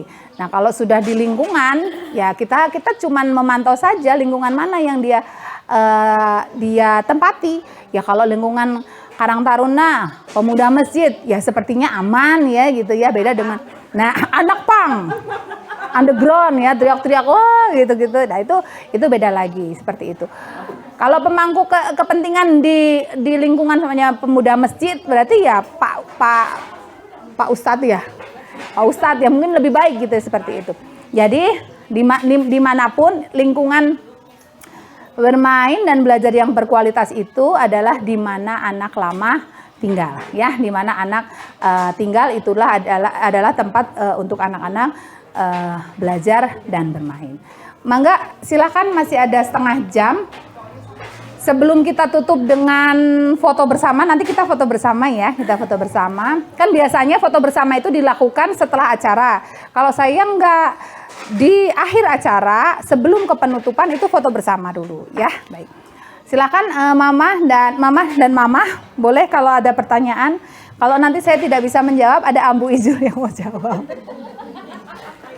Kalau enggak, kan saya suka gini, anak-anak tuh kan suka berpikirnya lebih tinggi ya. Bunda. Nah, karena begitu, terus saya bilang gini, aduh Bunda belum tahu jawaban. Kasih waktu buat Bunda untuk mencari jawabannya, gitu ya. Saya cari di Mbak Google dulu. Jadi besoknya ketemu lagi, Bunda udah tahu jawabannya loh, gitu. Jadi saya juga tidak, guru-guru pelopor juga tidak boleh malu, tidak boleh bahwa dia serba tahu, bahwa guru pelopor harus serba ngerti dan pandai, enggak. Jadi kalau memang tidak tahu, karena kejujuran tadi poin pertama, jadi jujur itu penting. Jadi kalau ternyata Bunda ada pertanyaan dari anak yang memang tidak bisa kita jawab, kita sampaikan bahwa kasih waktu Bunda 1 hari, Bunda akan cari informasi. Nanti Bunda akan ceritakan kalau Bunda sudah mendapatkan informasi tersebut. Begitu. Mangga. Ya itu aja, berarti saya ikutin anak-anak ya kalau tidak bisa menjawab. Mangga Mama. Semoga tidak ada. Mangga. Gak usah pakai mic ya. Saya Mama Alisa Bunda dari Besok. Nyambung tadi yang tukang odong-odong bertato itu Bunda. Jadi dulu ya waktu Alisa umurnya sekitar masih 3 tahun mungkin. Jadi kalau dulu lagi belanja di supermarket, di kasir itu, di depannya itu ada orang yang bertato juga gitu Bunda. Dan kalau anak kan spontan ya, langsung nanya di tempat itu juga dan kedengeran sama yang bersangkutan, Ibu itu benar kok tangannya banyak gambarnya sih katanya. Ibu kan laki-laki nggak boleh pakai anting gitu. Saya minta masukannya gitu Bunda, gimana harusnya meresponnya dengan baik gitu supaya tidak merusak fitrahnya dan menyinggung yang bersangkutan gitu. Kalau dulu sih saya waktu Alisa masih 3 tahun, saya bilang oh iya nggak apa-apa digambar nanti dihapus gitu. Tapi lama-lama saya kasih penjelasan ke Alisa, kakak kalau kakak lihat orang yang kayak gitu, kalau kakak mau tanya sesuatu yang kakak lihat di orang aneh, kakak jangan langsung bilang di depan orangnya, kakak panggil Ibun, jauh dulu dari orangnya baru kakak tanya ke Ibun gitu. Kalau sekarang udah bisa gitu Bunda, tapi saya takut terulang nanti adanya kan udah mulai kritis juga nih Bunda, gimana gitu cara jawabnya supaya ya yang benar gimana gitu Bunda. Iya betul. Saya mencoba menjawab. Kalau yang disampaikan oleh Mama Alisa sudah betul, ya. Juga tidak membuat anak juga bingung juga, gendingan nggak boleh nanya kayak gini, padahal saya ingin tahu dan lain sebagainya. Biasanya itu orang tua, jadi ada anak ngelihat kejadian ada yang seperti itu di awal. Karena anak belum tahu bahwa itu pertanyaan bisa menyakiti orang lain, bisa tidak membuat enak orang lain. Oke, jawabannya sudah betul ya, nanti bisa dihapus dan lain sebagainya. Kemudian, lain waktu Mama Alisa menceritakan lagi kan, bahwa itu seperti ini dan lain sebagainya. Itu sudah betul, tinggal ditambahin masukan bahwa ke anak bahwa ya tadi sudah, bahwa nanti kalau ada hal-hal yang memang menggelitik gitu ya, boleh ditanyakan, tapi selepas orang itu pergi gitu ya. Dan itu bisa kok diceritakan ke adiknya supaya tidak terulang lagi. Nah, contohnya seumpamanya setelah kita sudah kita kasih tahu, terus kita mau menyampaikan ke anak kita tentang bahwa yang Bunda sampaikan waktu itu adalah salah, tapi Bunda karena khawatir ada yang tersinggung dan lain sebagainya. Tapi sebelum penjelasan itu, Mama Alisa sudah siapkan dulu buku tentang tato. Kenapa sih orang tidak boleh ditato? Apa sih, kenapa mesti ditato? Ditato tuh rasanya gimana dan lain sebagainya. Kasih ilmunya dulu, ceritakan dulu ilmunya. Baru kita, nah ini loh, Bunda punya bukunya. Waktu itu mohon maaf, kan jujur. Waktu itu Bunda tidak langsung ngasih jawaban ke Alesa. Karena yang pertama, Bunda nggak nyaman, nggak mau ada orang lain yang tersinggung. Yang kedua, ini Bunda udah ada jawabannya loh. Ternyata buku ini menerangkan tentang tato. Yuk kita baca sama-sama. Bahaya tato. Kenapa tidak boleh tato? Dan lain sebagainya. Jadi Mama Alesa udah nggak perlu menceritakan lagi bahwa tato ini. Waktu itu Bunda menyampaikan karena Bunda khawatir ada yang tidak nyaman. Seperti itu. Tapi sudah betul itu yang dilakukan. Dan itu ternyata kalau yang bertato itu sepertinya aman. Anak saya Sekar itu kan matanya yang satu hitam. Karena ada tanda di matanya. Waktu dia umur masih 2 tahun, 1 tahun, 2 tahun, Mama kenapa sih banyak orang ngeliatin aku? Saya nggak apa-apa, nggak masalah gitu. Udah 2 tahun, Mama itu orang ngeliatin aku gitu terus. Terus ada lagi, Mama itu teteh itu ya bilangin gini, heh kamu kenapa mata kamu hitam sebelah? Gitu karena saya. Terus udah saya dengerin aja. Terus dia jawabannya apa? Enggak aja lah, aku mah lari aja ke rumah. Oke, saya ceritakan. Kemudian saya cari gambar. Dek, tato tuh ternyata bukan tato. Tanda itu ternyata banyak loh, Dek. Ada di sini, ada di sini. Nah, Dedek kebetulan ada di mata, saya bilang begitu. Udah saya ceritain, ternyata muncullah bahwa itu adalah takdir dari Allah. Ya, udah kayak gitu takdir dari. Sekarang, sampai sekarang dia usia 8 tahun, udah kelas 2. Di tempat baru manapun, mau ibu-ibu, mau anak kecil, mau siapapun, kalau ketemu anak saya, kenapa sih mata kamu? Sampai temennya yang sudah 2 tahun di kelasnya, baru ngomong kemarin-kemarin, Mah, namanya Ilyas gitu, Ilyas nanyain ke aku, Sekar, aku teh aneh lihat mata kamu, kenapa mata kamu teh hitam? Oh, mata aku ini hitam, itu teh tanda, takdir dari Allah. Oh gitu ya? Iya, udah. Terus dia bilang apa lagi? Nggak bilang apa-apa lagi. Udah. Kalau dulu saya kalau ada yang ngomong gitu juga sakit gitu, sedih gitu. Tapi sekarang saya kuat gitu. Saya udah kuat. Ada emang beda gitu. Ya udahlah biarin gitu. Nah, seperti itu. Jadi, saya juga ngasih pemahaman ke anak saya juga lumayan lama. Karena tidak hanya anak kecil yang nanya, ibu-ibu aja sampai dari kejauhan dia sengaja. Dek, mata kamu kok hitam. Ada lagi yang naik lagi konvoy, nggak tahu konvoy apa ya. Konvoy kuda renggong gitu atau apa. Ini orang tuh ngeliatin terus ke anak saya. Saya tuh di sebelahnya, kenapa nggak lihat saya gitu, lihat anak saya gitu. Saya liatin terus. Anak saya langsung peka. Udah rada jauh, Mama, itu AA yang berdiri itu ya, liatin Dedek, apa liatin mata Dedek iya. Oh iya, terus gimana Dedek? Istimewa bener. Terus Dedek gimana? Ya nggak apa-apa, biarin aja. Oh gitu. Padahal liatin Mama ya Dek, kata. Ya, jadi mama-mama semua, kalau mau menginformasikan segala sesuatu ke anak kita, hal yang terbaru, hal yang susah, semuanya mulakan dengan buku.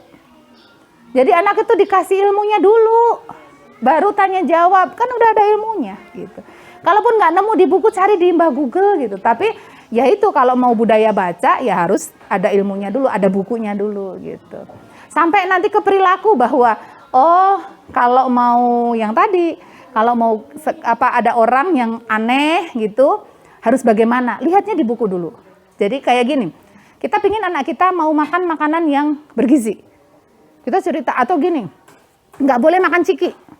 Kita mau ngomong, Dedek jangan makan ciki ya, ini MSG-nya banyak, mengandung minyak babi, dan lain sebagainya. Udah pokoknya kata Mama jangan makan, udah. Nanti ketemu sama temennya. Kata Mama aku jangan makan ciki ya, ini mengandung minyak babi. Emang kenapa mengandung minyak babi? Dah kata Mama aku mah enggak gitu. Nyampe rumah dia bilang, Mama, udah kata teman aku enggak gitu. Karena tidak ada kekuatan, anak itu juga menyampaikan hal lagi ke yang lain. Coba kalau seumpamanya, cari buku. Nah, bawa si ininya, bawa si taruhnya atau bawa cikinya. Komposisi. Ini. Dek, kita cari yuk, Dek. Bacaan komposisi ini nih, seumpamanya ada nabati, ada minyak nabati, ada apa. Kita baca lagi, minyak nabati itu adalah ini, minyak babi itu adalah ini. Pada saat dia dapat ilmu dari mamahnya, terus dibawa dia ke sekolah, dia kuat. sudah bisa menjelaskan karena sudah dapat dari ilmu dari mamahnya dulu gitu.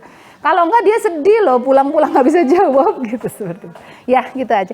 Mama Ambu Ijul mau menambahkan? Ada lagi?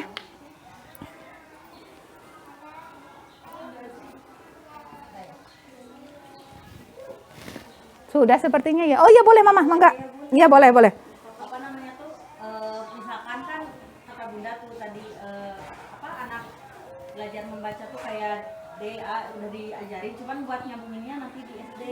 Nah misalkan kan kalau misalkan sekolah ke sini lagi atau ke ini, misalkan kalau ke negeri nih, dia rencananya tuh nggak tahu ke negeri nggak tahu ke sini lagi gitu ya antara pilihannya tuh. Takutnya katanya tuh yang udah sekolah negeri itu tuh udah katanya tuh kalau nggak bisa takut ke apa kegugusan lah Sunda nyaman gitu apa namanya tuh, jadi aku teh agak was-was juga, cuman memang sih dia udah alhamdulillah semenjak tahun sekarang sering tatap muka udah banyak apa peningkatan dibanding yang tahun kemarin kan full daring ya Bun. Jadi gimana kata bunda intinya solusinya gitu. Ya baik, benar.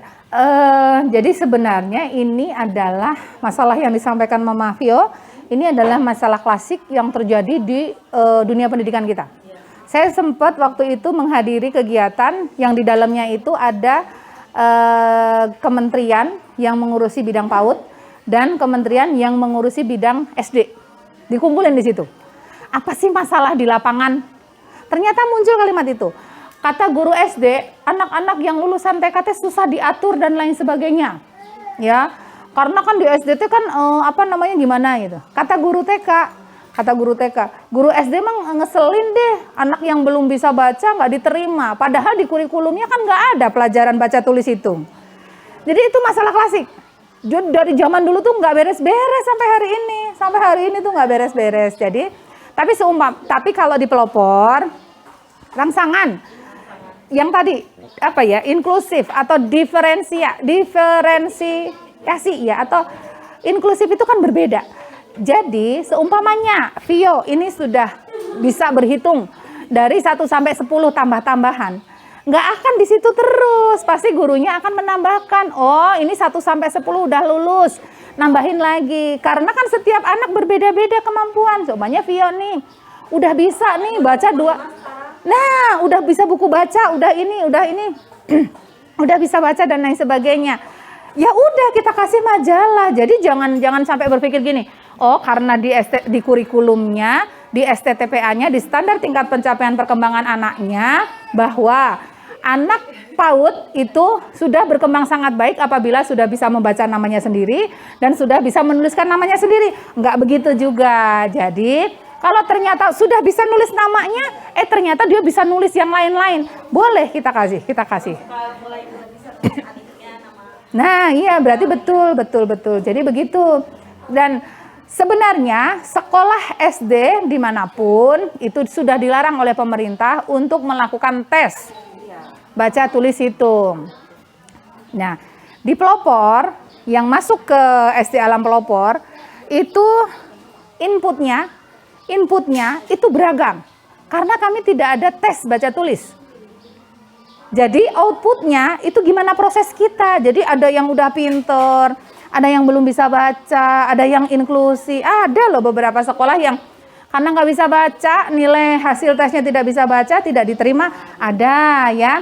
Tapi juga sebenarnya tidak boleh, tapi nggak apa-apa karena ini kembali ke sekolah masing-masing, kebijakan dari sekolah. Karena kalau inputnya bagus, outputnya pasti bagus. Jadi kalau menerima anak yang pinter-pinter, dijamin kesininya pasti pinter-pinter. Nah, kalau guru-guru SD Pelopor juga sama sebenarnya. Jadi lika-liku perkembangannya luar biasa. Sampai detik ini, nih, ada anak yang di kelas berapa belum bisa baca. Karena ya memang anaknya perkembangannya sampai situ. Dan setelah dikomunikasikan dengan psikolog, ternyata punya masalah dan lain sebagainya. Tapi kalau Vio nggak ada masalah, ya aman. Jadi sebenarnya ini masalah tidak hanya di kita saja di bawah, tapi di atas pun juga seperti itu. Terus ditambah lagi wisuda. Jadi mama-mama nanti kalau seumpamanya gini, Bunda mau lulus, kenapa nggak foto wisuda? Ya, wisuda itu tidak boleh di TK. Ya, sampai pernah ada surat surat pemerintah gitu ya, bahwa dilarang ada wisuda gitu ya. Tapi kalau pembelajaran seumpamanya ada panggung sandiwara pura-pura lulus kuliah gitu boleh, tapi kalau dipakai untuk di acara wisuda itu tidak boleh. Tapi ya tetap tidak tersosialisasikan dengan baik. Jadi masih banyak sekolah-sekolah yang masih wisuda, pakai wisuda. Sebenarnya tidak apa ya namanya, wisuda itu kan tertinggi ya, usaha tertinggi gitu. Beda dengan di kegiatan main. Kalau di kegiatan main pura-pura kelulusan gitu kan bagus. Tapi kalau ini dijadikan momen terus disimpan, itu akan berbeda gitu ya. Masih banyak kok mau pakai baju profesi boleh. Mau pakai baju apa ya, Kartini di foto bisa. Mau pakai baju seragam sekolah juga lucu gitu. Jadi sebenarnya tidak harus ya wisuda. Ya itu wisuda sama yang tadi itu udah dibawa ke meja bulat gitu. Tetap tidak ada solusi yang terbaiknya. Ya gitu. Tergantung kebijakan sekolah masing-masing ya. Ada juga anak yang umurnya belum 6 tahun. Anak yang umurnya belum 6 tahun. Ternyata dia ikut tes di SD. Dinyatakan lolos, itu lolos, Dapodiknya juga lolos, asal itunya juga diupload gitu.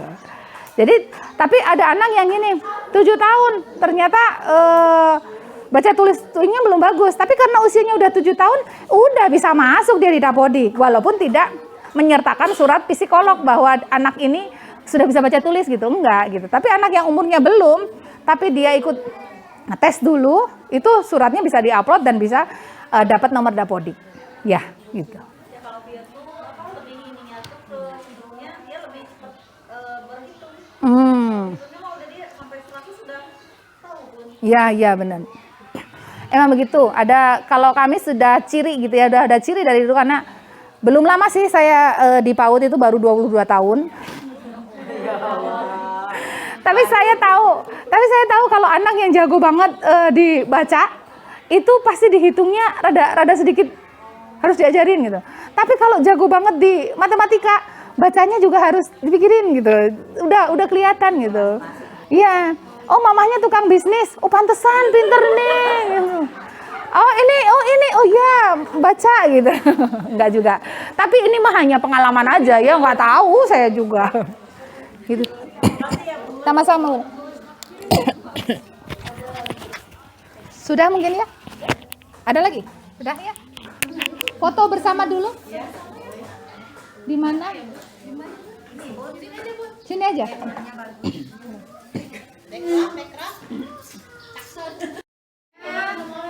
Terutama Ibu Ketua IKOS beserta pengurus IKOS dan jajarannya. Terima kasih untuk kegiatan hari ini. Mohon maaf apabila ada banyak kekurangan karena yang benarnya hanya dari Allah. Ini mengutip dosen lama-lama dengan si almarhum. Oh enggak ya ganti namanya ya. Karena benarnya itu yang benar hanya Allah saja gitu ya.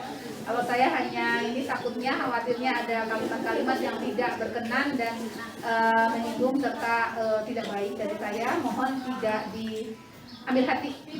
Kita tutup kegiatan saya acara sharing aja bukan narasumber dengan mengucap alhamdulillahirobbilalamin. Assalamualaikum warahmatullahi wabarakatuh. Mangga Mama.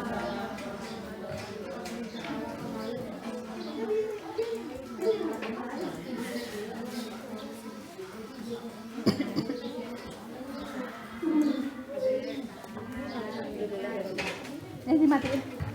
Alhamdulillahirobbilalamin. Senang sekali ya paparan dari Bunda Yanti dalam menciptakan lingkungan bermain lingkungan yang berkualitas ya buat anak. Memang kalau diinin mah ribet ya gitu ya, tapi yang namanya kita pengen anak kita berkualitas ya nggak bisa instan ya, itu butuh proses. Dan ya dengan paparannya Bunda Yanti mudah-mudahan menambah semangat kita sebagai mama-mama untuk sabar berproses gitu ya, untuk anak kita agar bisa berkualitas gitu ya. Mungkin acara parenting kali ini sudah selesai ya. Insya Allah bulan depan ada lagi mungkin aja Mama Alia begitu ya. Ramadan ada itu pengajian aja, nanti nggak tahu ya temanya apa. Besok kita masih sekolah ya Bun ya, hari Jumatnya kita libur ya. Kita libur persiapan untuk menyambut bulan suci Ramadan. Ya, saya pribadi sebagai moderator memohon maaf ya kepada mama-mama semua apabila ada kesalahan baik dalam acara ini ataupun dalam sehari-hari kita sejatinya saling memaafkan ya. Bentar lagi kan kita mau bulan puasa dan kebetulan nanti bulan puasa banyak juga kegiatannya ya Bunda ya. Ada buka bersama dan lain-lain. Mama-mama tuh kemarin tuh pengen munggahan bersama katanya Bun. Tapi kayaknya nanti aja lah mungkin ya pas mau munggahan katanya waktu ada di sekolah lain katanya dulu Kabita gitu kan. Nanti aja lah kita mungkin buka bersama aja ya. Ininya acaranya. Ya, demikian mama-mama sekalian, kita tutup acara ini dengan mengucapkan hamdalah bersama-sama. Alhamdulillah ya rabbil alamin. Taufiq wal hidayah. Wassalamualaikum warahmatullahi wabarakatuh. Waalaikumsalam.